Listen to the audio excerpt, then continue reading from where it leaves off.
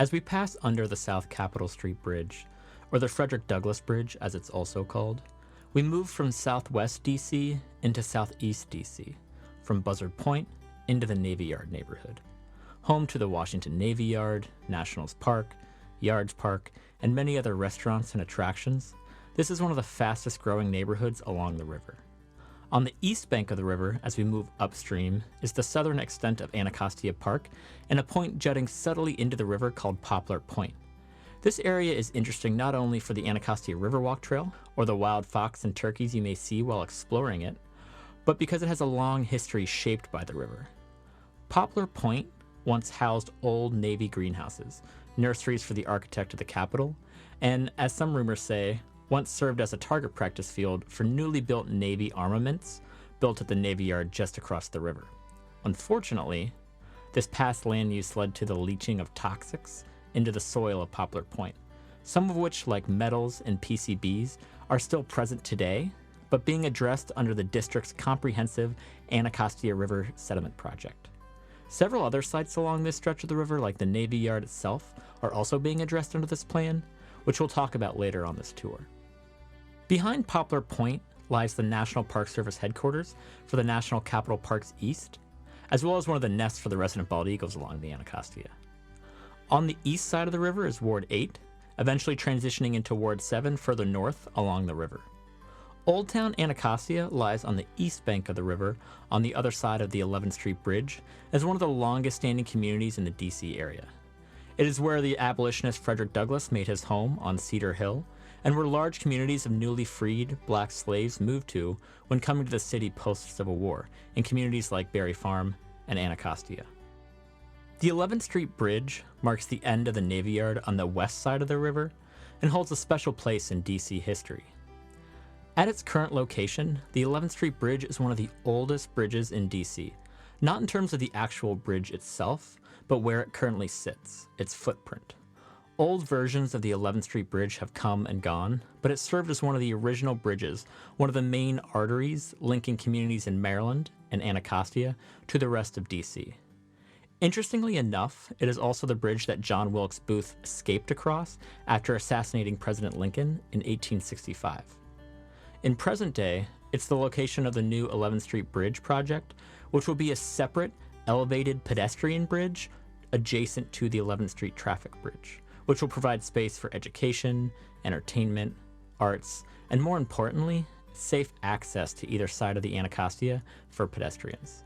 With equitable access being a primary issue currently facing the river, this project will hopefully serve as a catalyst for building a more inclusive river community for all DC residents and visitors. The U.S. Navy Yard itself was built in 1799 and has the distinction of being the oldest shore-based naval installation in the United States. Its original purpose was to build smaller ships, armaments and weapons for ships, and general maintenance of Navy equipment. During the War of 1812, it was actually burned to the ground along with other parts of Washington, D.C. However, it was set afire due to an order from the U.S. forces, as they did not want their weapons and munitions to fall into British hands. The White M Street Gate, or the Latrobe Gate as it's called, was one of the only original structures to remain standing after this burning. Today, it serves more as an administrative hub for the Navy, but is still an active military base and even has a museum on site that citizens can visit with valid government ID. Downriver from the Navy Yard is the new Riverside neighborhood with Yards Park, the Anacostia Riverwalk Trail, plenty of restaurants, and Nationals Park, home of the 2019 World Series champions, the Washington Nationals. The National Stadium helped kick off modern development around the Navy Yard in 2008 and actually does its own part in help protecting the Anacostia, as it was the first certified LEED green major sports stadium in the United States. Right next to Nationals Park is the new headquarters of DC Water, which is also a brand new LEED certified building that actually retains and uses all stormwater it generates on site. Next to the headquarters is one of the most distinctive buildings in the area, the O Street Pump House.